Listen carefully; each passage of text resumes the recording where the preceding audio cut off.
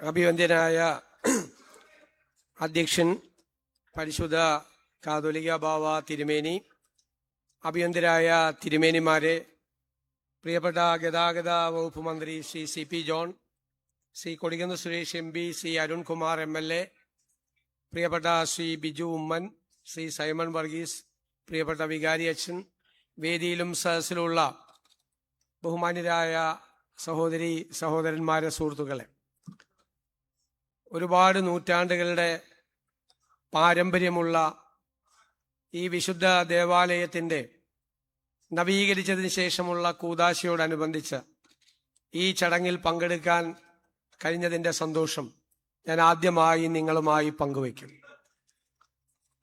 ഞാൻ ഈ ദേവാലയത്തെക്കുറിച്ച് എനിക്ക് കോളേജ് വിദ്യാർത്ഥിയായിരിക്കുമ്പോൾ മുതൽ അറിയാം. ഇവിടെ സൂചിപ്പിച്ചതുപോലെ എനിക്ക് ഒരു ജ്യേഷ്ഠ സഹോദരന് തുല്യനായ ശ്രീ ജേക്കബ് ചെറിയാനും കുടുംബവുമായി എനിക്ക് കോളേജിൽ പഠിക്കുന്ന കാലം മുതൽ ബന്ധമുണ്ട്. അന്നു മുതൽ ഈ ഇടവകയെക്കുറിച്ചുള്ള അദ്ദേഹം ഇടവക അംഗം കൂടിയായ അദ്ദേഹം എപ്പോഴും വളരെ ആവേശത്തോടു കൂടി സംസാരിക്കുന്നത് ഞാൻ കേട്ടിട്ടുണ്ട്. രണ്ടു പ്രധാനപ്പെട്ട വ്യക്തികളുടെ മരണാനന്തര ചടങ്ങുകളിൽ, ഒന്ന് കോളേജ് വിദ്യാർത്ഥിയായിരിക്കുമ്പോൾ ശ്രീ CM സ്റ്റീഫൻ സാറിൻ്റെയും പിന്നീട് ഡോക്ടർ PC അലക്സാണ്ടറിൻ്റെയും മരണാനന്തര ചടങ്ങുകളിൽ ഈ പള്ളിയിൽ വന്ന് പങ്കെടുക്കാനുള്ള അവസരവും എനിക്കുണ്ടായിട്ടുണ്ട്. ഇവിടെ പടിയോലകളെ കുറിച്ചാണ് സംസാരിച്ചത്. 1836 പ്രതിപുരുഷ യോഗത്തിൻ്റെ ചരിത്രക്കുറിപ്പാണ് പടിയോലകൾ. ഇന്ന് പടിയോലകൾ എന്നുള്ള വാക്ക് ചരിത്രത്തിൻ്റെ ഭാഗമായി മാറിയിരിക്കുന്നു. അങ്ങനെ 4 പ്രധാനപ്പെട്ട പ്രതിപുരുഷ യോഗങ്ങൾ നടന്നത് ഈ പള്ളിയുമായി ബന്ധപ്പെട്ടാണ് എന്നുള്ളത് ഒരുപാട് ചരിത്ര പ്രാധാന്യം ഈ പള്ളിക്ക് നൽകുകയാണ്. എനിക്ക് നിങ്ങളോട് അഭ്യർത്ഥിക്കാനുള്ളത്, ആ ചരിത്രം മുഴുവൻ വരുന്ന തലമുറയിലേക്ക് കൂടി പകർന്നു കൊടുക്കുന്ന തരത്തിൽ ഒരു നല്ല ആർട്ട് ഗാലറിയോ ഒരു മ്യൂസിയമോ ഈ പള്ളിയോടനുബന്ധിച്ച് ഉണ്ടാക്കണമെന്നാണ് തുടങ്ങിയത്. ഞാനത് അറിഞ്ഞില്ല. തീർച്ചയായും അത് ചരിത്രത്തിന്റെ ഭാഗമായി ഏറ്റവും ആധുനികമായ സങ്കേതത്തോടുകൂടി ചരിത്ര വിദ്യാർത്ഥികൾ അന്വേഷിച്ചു വരുന്ന ഒരു സ്ഥലമായി മാറട്ടെ എന്ന് ഞാൻ ആശംസിക്കുകയാണ്. തീർച്ചയായും നമ്മൾ ദേവാലയം എന്ന് പറയുന്നത്, ഞാൻ എപ്പോഴും ആവർത്തിച്ചു പറയും, 4 ചുവരുകളും മേൽക്കൂരയും ഉണ്ടെങ്കിൽ ഒരു കെട്ടിടമാവും, ദേവാലയമാവില്ല. ദേവാലയമാകണമെങ്കിൽ അവിടെ നമ്മുടെ വിശ്വാസികളുടെ തീക്ഷ്ണമായ പ്രാർത്ഥന അവിടെ ഉണ്ടാകുമ്പോഴാണ് ദേവാലയത്തിൻ്റെ അന്തരീക്ഷം അവിടെ ഉണ്ടാകുന്നത്. നമ്മുടെ എല്ലാ സങ്കടങ്ങളും എല്ലാ വിഷമങ്ങളും ഇറക്കി വെച്ചുകൊണ്ട് നമ്മൾ പ്രാർത്ഥിക്കുമ്പോൾ, ഒരു നല്ല കുടുംബത്തിന് വേണ്ടി, നല്ല ഒരു സമൂഹത്തിന് വേണ്ടിയിട്ടുള്ള പ്രാർത്ഥനയാകണം നമ്മുടേത്. എപ്പോഴും നമുക്ക് വേണ്ടി മാത്രമുള്ള പ്രാർത്ഥനയല്ല. നല്ല സമൂഹവും നല്ല കുടുംബവും ഉണ്ടായാൽ മാത്രമേ നമുക്കും നല്ല രീതിയിൽ ജീവിക്കാൻ കഴിയുകയുള്ളൂ. നമ്മുടെ സമൂഹത്തിന്റെ ഏറ്റവും പ്രധാനപ്പെട്ട കണ്ണികൾ എന്ന് പറയുന്നത് നമ്മുടെ കുടുംബമാണ്. ആ കുടുംബത്തിലെ സ്നേഹവും കുടുംബത്തിലെ സൗഹൃദവും എപ്പോഴും നിലനിർത്താൻ കഴിയണം. അഭിവന്ദ്യനായ തിരുമേനിയുടെ ബാവ തിരുമേനിയുടെ സൂചിപ്പിച്ചതുപോലെ മയക്കുമരുന്നിന്റെ വ്യാപനം ഉണ്ടാകുമ്പോൾ അതിനെ നേരിടാനുള്ള ശക്തി നമുക്കുണ്ടാകണം. നമ്മുടെ കുഞ്ഞുങ്ങളെ കൊലയ്ക്ക് കൊടുക്കില്ല എന്ന പ്രഖ്യാപനം നമുക്കുണ്ടാകണം. നമ്മളെല്ലാവരും ചേർന്ന് ഒരുമിച്ച് നിന്നാൽ ഈ മയക്കുമരുന്നിന്റെ വിപത്തിൽ നിന്ന് നമുക്ക് കേരളത്തെയും നമ്മുടെ കേരളത്തിന്റെ കുടുംബങ്ങളെയും നമുക്ക് രക്ഷിക്കാൻ കഴിയും എന്ന കാര്യത്തിൽ ഒരു സംശയവും എനിക്കില്ല. ഇന്ന് വളരെ പ്രധാനപ്പെട്ട ഒരു ദിവസം കൂടിയാണ്. ഇന്ന് നെൽസൺ മണ്ടേലയുടെ ജന്മദിനം കൂടിയാണ്. ഈ 18-ാം തീയതി ലോകം United Nations international Mandela day ആയി ആചരിക്കുന്ന ദിവസം കൂടിയാണ്. ജൂലൈ 18. ജൂലൈ 18 ഒരു പ്രത്യേകതയുണ്ട്. മഹാത്മാഗാന്ധി സൗത്ത് ആഫ്രിക്കയിൽ നിന്ന് തിരിച്ച് ഇന്ത്യയിലേക്ക് നേതൃത്വം ഏറ്റെടുക്കാൻ വന്ന ദിവസമാണ്. ഈ ജൂലൈ 18-ാം തീയതി ഈ സഭാംഗവും മുൻ മുഖ്യമന്ത്രിയുമായ ശ്രീ ഉമ്മൻചാണ്ടിയുടെ 3ാം ചരമവാർഷിക ദിനം കൂടിയാണ്. ഒരുപാട് പ്രത്യേകതകൾ നിറഞ്ഞ ദിവസമാണ് ഈ ജൂലൈ 18. എനിക്ക് നിങ്ങൾക്ക് നൽകാനുള്ള സന്ദേശം കുടുംബങ്ങളെ ശക്തിപ്പെടുത്തുക എന്നുള്ളതാണ്. 128-ാം സങ്കീർത്തനത്തിൽ വളരെ ഭംഗിയായി പറയുന്നുണ്ട്, യഹോവയെ ഭയപ്പെട്ട് അവന്റെ വഴികളിലൂടെ ജീവിക്കുന്നവൻ ഏവനും ഭാഗ്യവാൻ. അവന്റെ കൈകളുടെ അധ്വാനത്തിന്റെ ബലം അവൻ അനുഭവിക്കും. അവൻ ഭാഗ്യവാൻ, അവന് നന്മ വരും. നിന്റെ വീടിനകത്ത് നിന്റെ ഭാര്യ ബലപ്രദമായ മുന്തിരിവള്ളി പോലെയും നിന്റെ മക്കൾ മേശയ്ക്ക് ചുറ്റും ഒലിവിൻ തൈകൾ പോലും ഇരിക്കും. യഹോവ ഭക്തനായ മനുഷ്യൻ അനുഗ്രഹിക്കപ്പെടുന്നത് അങ്ങനെയാണ്. യഹോവ നിന്നെ സിയോനിൽ നിന്നും അനുഗ്രഹിക്കും. നിന്റെ ആയുഷ്കാലം മുഴുവൻ യെരൂശലേമിന്റെ നന്മ നിനക്ക് കാണാൻ കഴിയും. നിനക്ക് നിന്റെ മക്കളെയും മക്കളുടെ മക്കളെയും കാണാൻ കഴിയും. കുടുംബത്തെക്കുറിച്ചുള്ള വലിയ സങ്കല്പമാണ്.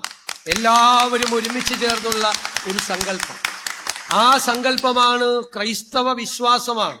ഏറ്റവും ക്രൈസ്തവ സഭകളാണ് യഥാർത്ഥത്തിൽ കുടുംബത്തിന്റെ പ്രാധാന്യത്തെക്കുറിച്ച് ലോകത്തോട് ഏറ്റവും കൂടുതൽ സംസാരിച്ചിട്ടുള്ളത്. അവിടെ സ്ത്രീയും പുരുഷനും തുല്യരാണ്. മക്കൾ വളർന്നു വരാനുള്ള ഒരു അന്തരീക്ഷമാണ് എല്ലാവരും ചേർന്നുണ്ടാക്കേണ്ടത്. അചഞ്ചലമായ ദൈവവിശ്വാസത്തിന്റെ അടിത്തറയിൽ നിന്നുകൊണ്ട് വേണം കുഞ്ഞുങ്ങളെ വളർത്താൻ. ആ വിശ്വാസം അവരിലേക്ക് പകരണം. ജീവിതത്തിലെ പ്രതിസന്ധികൾ ഉണ്ടാകുമ്പോൾ, ജീവിതത്തിൽ ഒരുപാട് ബുദ്ധിമുട്ടുകൾ ഉണ്ടാകുമ്പോൾ, ആ പ്രയാസങ്ങളെ പ്രതിസന്ധികളെ മറികടക്കാനുള്ള ആത്മവിശ്വാസത്തിന്റെ അടിത്തറ ദൈവവിശ്വാസമാണ്. അവൻ നമ്മുടെ കൂടെ ഉണ്ടാകും എന്നുള്ള നമ്മുടെ ഉറച്ച വിശ്വാസമാണ്. നമ്മൾ പറയും ആത്മഹത്യകളിലേക്ക് പോകരുത്, സങ്കടങ്ങളിലേക്ക് പോകരുത്. ഇന്ന് ഏകാന്തത ലോകത്തെ മുഴുവൻ കീഴടക്കിയ മാനസിക ആരോഗ്യം വലിയ പ്രശ്നമായി മാറുന്നൊരു കാലമാണ്. ആ മാനസിക ആരോഗ്യ പ്രശ്നങ്ങൾ ഉണ്ടാകുന്നത് ഏകാന്തതയിൽ നിന്നാണ് എന്ന് പറയുന്നു. ആ ഏകാന്തത ഇല്ലാതാകണം. എല്ലാവരും സജീവമാകണം. അഭിവന്ദ്യനായ ബാവ തിരുമേനി പറഞ്ഞതുപോലെ ഈ ഗവൺമെന്റ് പുതിയ ഒരു വകുപ്പുണ്ടാക്കിയത്, സീനിയർ സിറ്റിസൺസിന് ഒരു വകുപ്പുണ്ടാക്കിയത് കുറെ വെൽഫെയർ പ്രോജക്റ്റുകൾ നൽകാൻ വേണ്ടി മാത്രമല്ല, അവരെ സജ്ജരാക്കാൻ വേണ്ടിയിട്ടാണ്. അവരെ കൂടി ഈ നാടിന്റെ നിർമ്മാണ പ്രവർത്തനങ്ങളിൽ പങ്കാളികളാക്കാൻ വേണ്ടിയിട്ടാണ്. അവർ കൂടി ചേർന്ന് നിൽക്കണം. എല്ലാവരും ചേർന്ന് നിൽക്കണം. തളർന്നു പോകരുത് ഒരു പ്രതിസന്ധി വന്നാലും. അതാണ് വിശ്വാസത്തിന്റെ ഏറ്റവും വലിയ പിന്തുണ എന്ന് പറയുന്നത്. അതാണ് വേദപുസ്തകത്തിൽ തന്നെ പറയും, നിങ്ങൾ പ്രത്യാശയുള്ളവരായിരിക്കണം. എന്തുകൊണ്ടാ? വാഗ്ദാനം നൽകിയിരിക്കുന്നവൻ വിശ്വസ്തനാണ്. ആ വിശ്വാസം അവൻ നമ്മുടെ കൂടെ, നമ്മുടെ ഈ യാത്രയിൽ, നമ്മുടെ പ്രയാണത്തിൽ, നമ്മുടെ വലതുഭാഗത്തായി അവൻ ഉണ്ട് എന്നുള്ളതായിരിക്കണം നമ്മുടെ ഏറ്റവും വലിയ കരുത്ത്. യോശുവ പ്രവാചകൻ പറയുന്നത് പോലെ, ഞാനും എന്റെ കുടുംബവുമോ യഹോവയിൽ വിശ്വസിക്കുന്നു എന്നതാണ് ആ കരുത്ത്, ആ വിശ്വാസം. അത് നൽകുന്ന പിന്തുണ അതാകണം നമ്മുടെ മുന്നോട്ടുള്ള പ്രയാണത്തിന്റെ കരുത്ത്. ഇവിടെ ഈ ഇടവകയിൽ നിന്നാണ് ആ വിശ്വാസങ്ങളെ, ആ വിശ്വാസത്തിന്റെ തീക്ഷ്ണതയെ നെഞ്ചിലേറ്റി CFN സാർ നമ്മുടെ പാർലമെന്റിൽ അതിമനോഹരമായ ഒരു പ്രസംഗം നടത്തിയ റിസറക്ഷനെ കുറിച്ചാണ്, ഉയർത്തെഴുന്നേൽപ്പിനെ കുറിച്ചാണ്.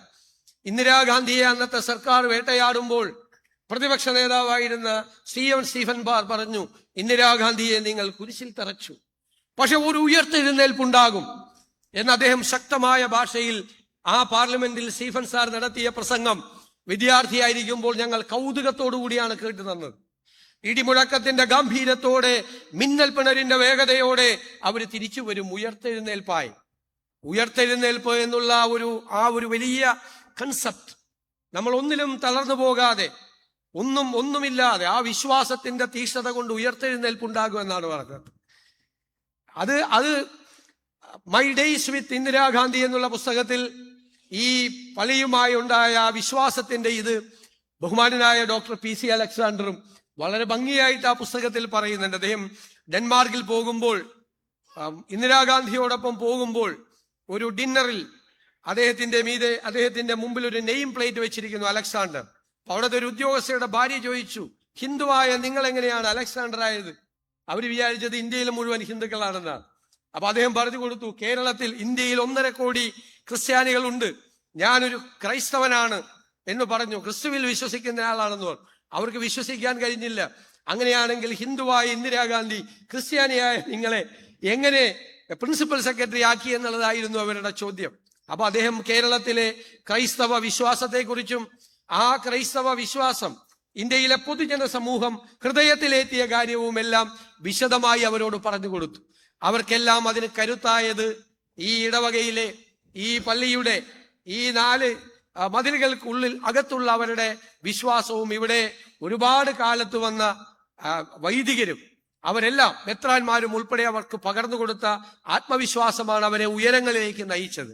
നിങ്ങളെയും വരാനിരിക്കുന്ന തലമുറയെയും മിടുമിടുക്കന്മാരും മിടുമിടിക്കലുമാക്കി മാറ്റാൻ ഈ ഇടവകയ്ക്ക് ഇനിയും ഒരുപാട് സംഭാവനകൾ ചെയ്യാൻ കഴിയട്ടെ എന്ന് പ്രാർത്ഥിച്ചുകൊണ്ട് ഈ ചരിത്ര മുഹൂർത്തം ഞാൻ നിങ്ങളുടെ എല്ലാവരുടെയും അനുവാദത്തോടെ ഈ പൊതുസമ്മേളനം ഉദ്ഘാടനം ചെയ്തതായി അറിയിക്കും.